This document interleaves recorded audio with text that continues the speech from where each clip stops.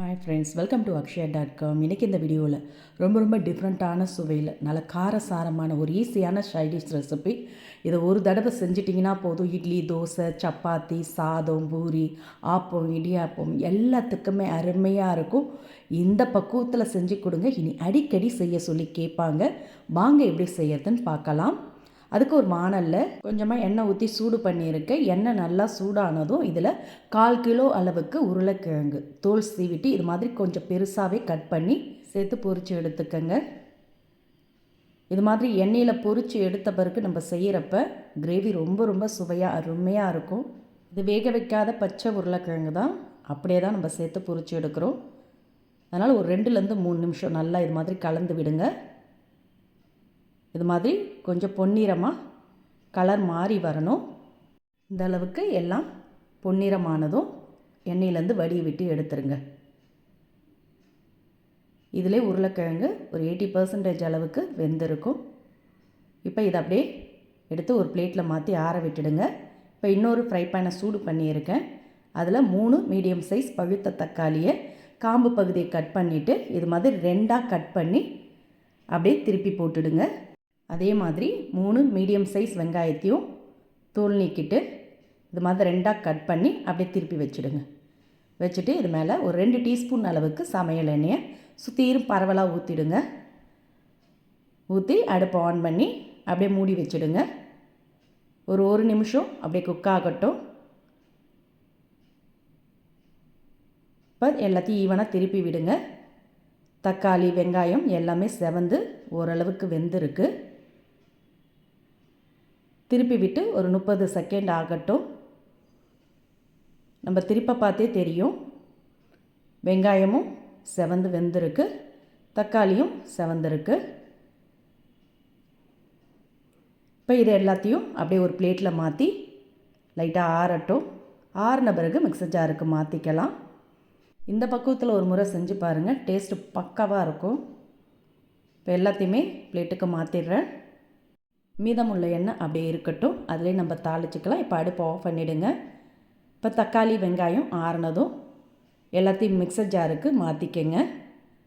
மாற்றிட்டு இதோட 2 பச்சை மிளகா, ஒரு 5-6 உரிச்ச பூண்டு சேர்த்துக்கங்க. நான் சின்ன பூண்டாக இருக்கிறதுனால ஒரு 10 பல் பூண்டு சேர்த்துருக்கேன். கூடவே 2 டேபிள் ஸ்பூன் அளவுக்கு துருவின ஃப்ரெஷ்ஷான தேங்காய் சேர்த்து இதை நல்லா மைய அரைச்சி எடுத்துகிட்டு வந்துடுங்க. அதில் இருக்க தண்ணியே போதும். தண்ணி நான் எக்ஸ்ட்ரா சேர்க்கலை. தக்காளி, வெங்காயத்தில் இருக்க தண்ணியிலே நல்லா மஞ்சிருக்கு பாருங்கள். இந்த அளவுக்கு நல்லா மைய அரைச்சி எடுத்து வச்சுக்கோங்க. அப்படியே இருக்கட்டும். இப்போ திரும்பவும் வாணலை சூடு பண்ணியிருக்கேன். எண்ணெய் சூடானது 1 டீஸ்பூன் சோம்பு, 1 டீஸ்பூன் ஜீரகம், கூடவே ஒரு 3 கிராம்பு, சின்ன துண்டு பட்டை, ஒரு பிரிஞ்சலை சேர்த்துக்கங்க. சேர்த்து எல்லாம் நல்லா பொரிஞ்சு வரட்டும். இந்த அளவுக்கு நல்லா பொரிஞ்சதும் இதோட ஃப்ரெஷ்ஷான கருவேப்பிலை சேர்த்துக்கங்க. புதினா இருந்தால் கூட நீங்கள் சேர்த்துக்கலாம், நல்ல மணமாக இருக்கும். இப்போ இதில் அரைச்சி எடுத்து வச்ச வெங்காய, தக்காளி விழுத சேர்த்துக்கங்க. 1 கப் அளவுக்கு தண்ணீரை மிக்ஸர் ஜாரில் அலசி ஊற்றிக்கங்க. உங்களுக்கு கிரேவி எந்த அளவுக்கு திக்காவோ தண்ணியாவோ வேணுமோ அந்த பதத்துக்கு தண்ணி கூடுதலாகவோ கம்மியாகவோ சேர்த்துக்கங்க. சேர்த்து நல்லா ஒரு முறை கலந்துடுங்க. கலந்துட்டு இப்போ இதோட 1 டீஸ்பூன் அளவுக்கு மிளகாய்த்தூள் சேர்த்துக்கங்க. கூடவே 1/4 டீஸ்பூன் அளவுக்கு மஞ்சத்தூள் சேர்த்துக்கங்க. சேர்த்துட்டு இதோட 1 டீஸ்பூன் மல்லித்தூள், 1/2 டீஸ்பூன் கரம் மசாலா பொடி, 1 டீஸ்பூன் அளவுக்கு உப்பு சேர்த்துக்கங்க தேவையான அளவுக்கு. சேர்த்து நல்லா கலந்துடுங்க. கலந்துட்டு அப்படியே மூடி வச்சுடுங்க. மூடி அடுப்பை மீடியம் ஃப்ளேமில் வச்சுடுங்க. ஒரு 2 நிமிஷம் அப்படியே குக் ஆகட்டும். இப்போ சரியாக 2 நிமிஷம் ஆன பிறகு திறக்கிறேன். நல்லா எண்ணெய்லாம் பிரிஞ்சு வந்திருக்கு பாருங்கள். கொஞ்சம் திக்காகவும் ஆயிருக்கு கிரேவி. இப்போ இதோட 2 டேபிள் ஸ்பூன் அளவுக்கு அதிக புளிப்பு இல்லாத ஃப்ரெஷ்ஷான தயிராக சேர்த்துக்கங்க. சேர்த்து நல்லா ஒரு முறை கலந்துக்கங்க. கலந்து ஒரு கொதி வந்ததும் இதோட நம்ம பொரித்து எடுத்து வச்ச உருளைக்கிழங்கை சேர்த்துக்கங்க. எல்லாத்தையும் சேர்த்து நல்லா எல்லா இடமும் பரவற மாதிரி கலந்துக்கங்க. இது மாதிரி நல்லா கலந்துட்டு திரும்பவும் மூடி வைங்க. 1 நிமிஷம் கொதிக்கட்டும். அந்த உருளைக்கிழங்குல மசாலாலாம் இறங்கி நல்ல காரசாரமாக மணக்க மணக்க சுவையான தாபா ஸ்டைல் உருளைக்கிழங்கு கறி ரெடி. இப்போ இதோட கடைசியாக இறக்குறப்ப 1 டீஸ்பூன் அளவுக்கு சர்க்கரை சேர்த்துக்கங்க. கூடவே ஃப்ரெஷ்ஷான மல்லித்தழையை பொடியாக நறுக்கி சேர்த்துக்கங்க.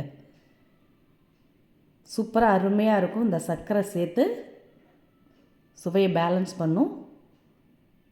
பாருங்கள், நல்ல மணக்க மணக்க அருமையாக இருக்கும். சிக்கன் மட்டன் கிரேவி எல்லாமே தோற்று போயிடுங்க. அந்த அளவுக்கு சூப்பராக இருக்கும். இதை அப்படியே எடுத்து இட்லி, தோசை, சப்பாத்தி, பூரி, ஆப்பம், இடியாப்பம், பரோட்டா எல்லாத்தோடு தொட்டுக்கலாம். அருமையாக இருக்கும். மதியம் லஞ்சுக்கு சாதத்தோடும் சேர்த்து சாப்பிட்லாங்க. சூப்பராக இருக்கும். இதே மாதிரி இதே அளவுகளோட இந்த டிஃப்ரெண்ட்டான உருளைக்கிழங்கு கறி ரெசிப்பியை நீங்களும் இதே மாதிரி இதே அளவுகளோட ட்ரை பண்ணி பாருங்கள். ட்ரை பண்ணி பார்த்துட்டு உங்களோட கருத்துக்களை கமெண்டில் தெரிவிங்க.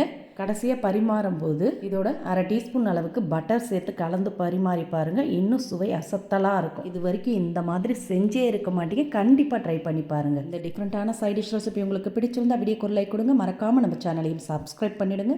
நன்றி, வணக்கம்.